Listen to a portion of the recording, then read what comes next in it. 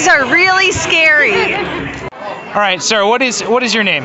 My name's Dallas. Dallas, what is the scariest movie you've ever seen? The Strangers, hands down. Oh, why? It's the most realistic, scary movie you're gonna see. It's all it is a stranger couple going into the woods, and you have random people coming up to your door, which could happen to you at any time of the day. Perfect.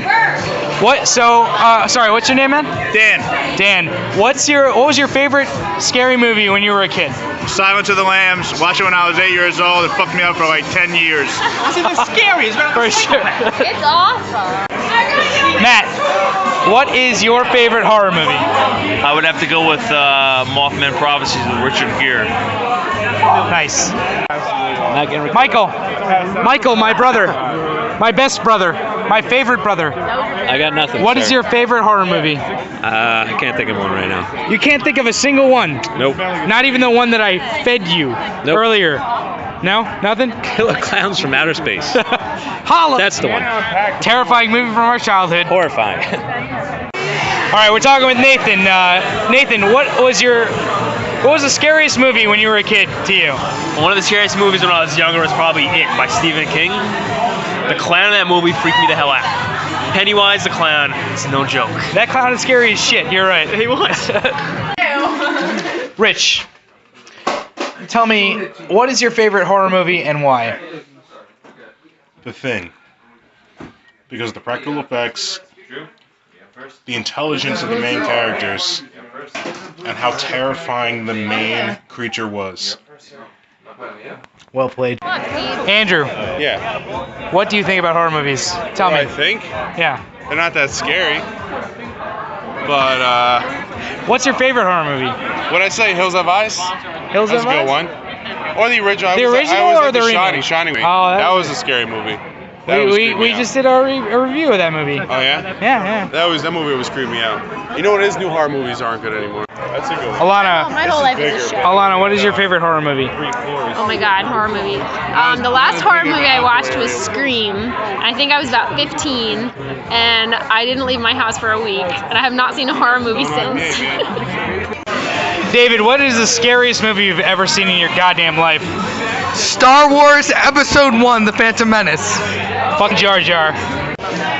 Alright, I'm here with Corey. Corey, what is your favorite horror movie and why? There's a movie called Dolls, and it's from 1980 some point. And the reason it's my favorite is because when I was a kid, my father played it one night, and it was about dolls that came alive and murdered everybody in the house. It's a movie called Dolls, and there's these dolls that come alive, and long story short, my grandmother had bought my sister a thing of ceramic, like high-end dolls. And one day I came home from school after I watched that movie and I smashed all the heads open with a hammer on my radiator at my house. My grandfather was watching me. True story. My family will vouch for that. Ian, what is your favorite horror movie? That's why Mikey's the best. He's actually taking care of the bar. Okay, depends on what you mean by that. Do you mean what scared me? What scares me now? What scared me as a child? What I find entertaining as a child? Entertaining now? I'm gonna let you talk this one out. Okay. When I was a little kid, my parents took me to see Gremlins. And although that's almost a comedy nowadays, it terrified me as a child. But growing up, Nightmare on Elm Street and all of their iterations of all the sequels that came out, I was actually haunted by Freddy Krueger in my nightmares, which is the perfect meta way. That's what they want you to do. Exactly. Nowadays, I would say that Halloween is perhaps the perfect horror movie because it still gives me chills. It's structured wonderfully for being a scary movie. It's a seminal. Ask everyone who's watching to do a poll over what their favorite horror movie is, and we'll review it.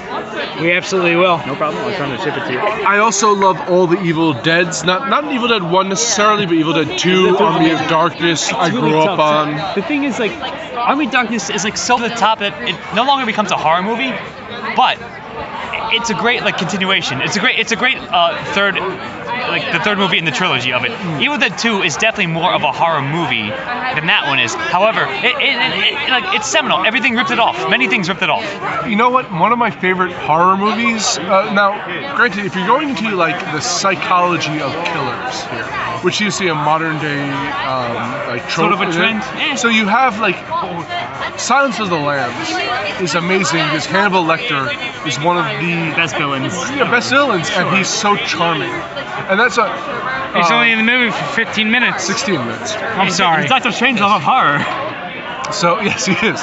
So, but Rob Zombie, who is such a fan of this kind of psyche, he did a remake of Halloween, dealing with why Michael Myers acts the way he does.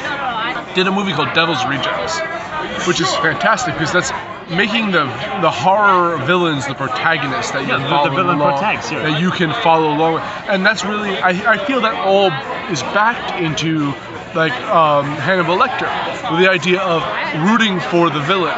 And I think that you would say that Rob Zombie was highly influenced by Hannibal Lecter. That is 100% true. And I think that's a very good point. That like we say this a lot. The villain like lives or dies. Like if you have an interesting villain, that's going to be the hero could be the most bland character ever.